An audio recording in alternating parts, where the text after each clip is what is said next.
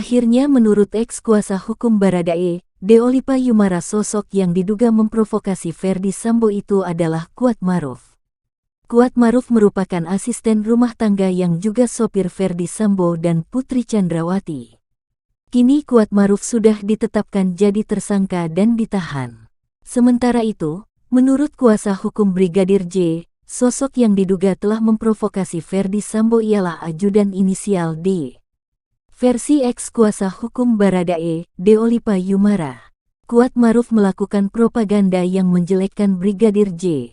Ex-kuasa hukum Barada Richard Eliezer atau Baradae, Deolipa Yumara, punya cerita di balik kalapnya Ferdy Sambo menghabisi nyawa Brigadir J.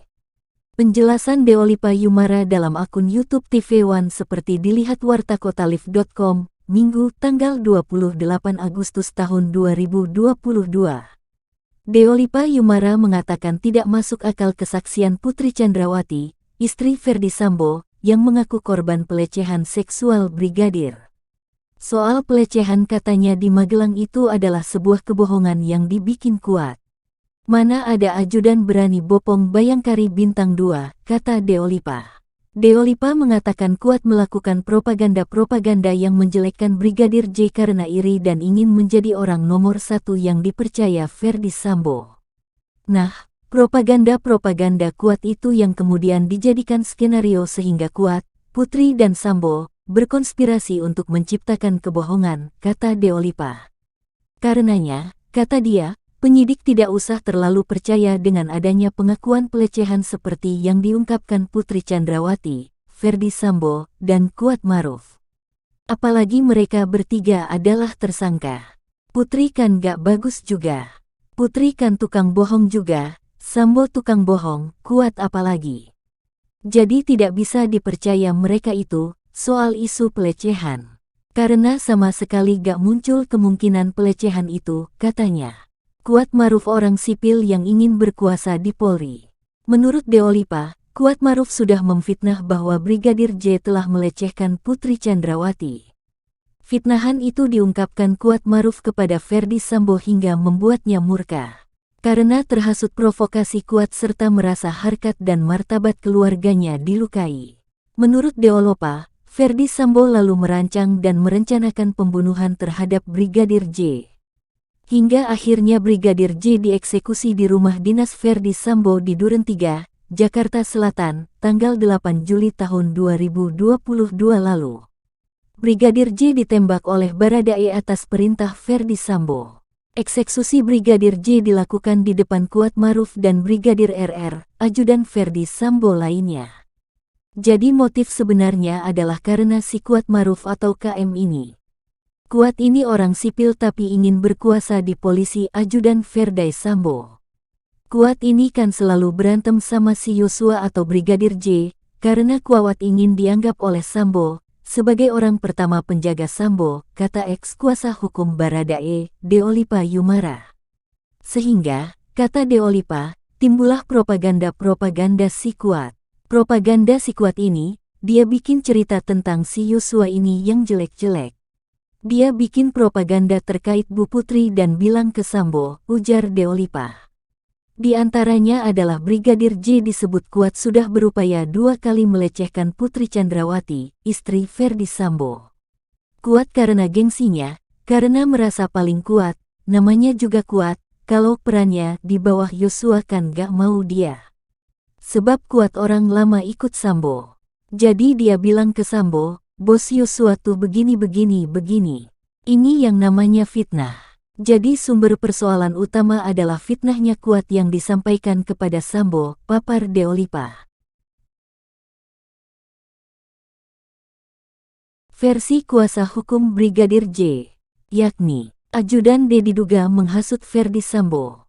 Kuasa hukum keluarga Brigadir J, Kamarudin Simanjuntak menyebut bahwa ajudan yang berinisial D sering melakukan hasutan kepada Ferdy Sambo, sehingga memicu pertengkaran dengan Putri Chandrawati, istrinya. Kamarudin Simanjuntak mengatakan hasutan yang dilakukan oleh ajudan berinisial D ini berupa provokasi. Provokasi itu dengan cara mengatakan ajudan ini, Brigadir J pakai parfum sama dengan yang dipakai Ibu Putri Chandrawati. Kemudian menghasut, almarhum ini pernah dia pergoki menembak foto dari Pak Ferdi Sambo selaku Kadif Propam. Kemudian menghasut Bapak Ferdi Sambo seolah almarhum ini adalah membocorkan rahasia daripada Ferdi Sambo kepada ibu, sehingga memicu pertengkaran antara ibu dengan bapak, sehingga menyebabkan ibu menjadi sakit, kata Kamarudin, Sabtu tanggal 20 Agustus tahun 2022 dikutip dari tribunnews.com. Informasi ini, jelas Kamarudin, diketahuinya dari bukti percakapan via WhatsApp atau WA. Itu terekam dalam percakapan percakapan elektronik, jelas Kamarudin. Kamarudin mengaku belum puas terhadap penetapan 5 tersangka dalam kasus pembunuhan Brigadir J ini. Menurut Kamarudin, Polri juga seharusnya menetapkan ajudan inisial D sebagai tersangka. Belum puas karena dari antara 9 yang dilaporkan, yang saya ucapkan pertama itu masih ada kekurangan 4 orang lagi yaitu di antara para ajudan Ferdi Sambo. Khususnya yang berinisial D yang sering menghasut daripada Bapak Ferdi Sambo, kata Kamarudin. Desak ajudan D jadi tersangka.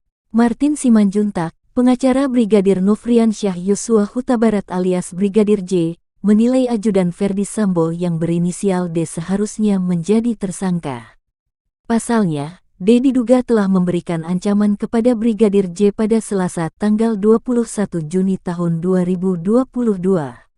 Sehubungan dengan peristiwa yang kami dasarkan dari keterangan saksi, saksi mengatakan bahwa tanggal 21 Juni almarhum ini sudah memulai merasa insecure dan di situ almarhum sudah merasa ada semacam ancaman yang dilakukan oleh sesama ajudan dengan inisial D.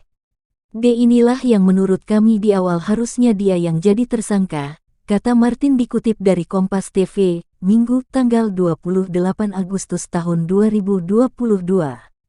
Martin sebagai kuasa hukum memang mempertanyakan status ajudan Ferdi Sambo yang berinisial D.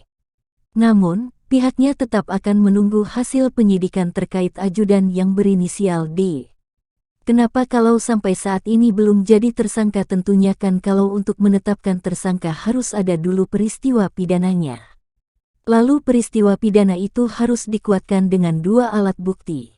Nah ini mungkin yang belum ke arah sana, sehingga si D ini belum bisa ditetapkan sebagai tersangka, lanjut Martin. Martin juga berharap ada kepastian hukum terkait status ajudan D ini. Tapi yang saya dengar ajudan D ini dijadikan saksi, nah kita juga melihat kualitas dari kesaksiannya nanti dan apa perannya. Apakah terlibat atau tidak, tapi yang pasti kami hanya mau kepastian hukum. Kalaupun memang dia tidak terlibat, ya tidak apa-apa, berarti memang tidak terlibat. Tapi kalau dia terlibat, dan tidak diikut sertakan, ini kan tidak adil juga untuk tersangka yang lain, kata Martin.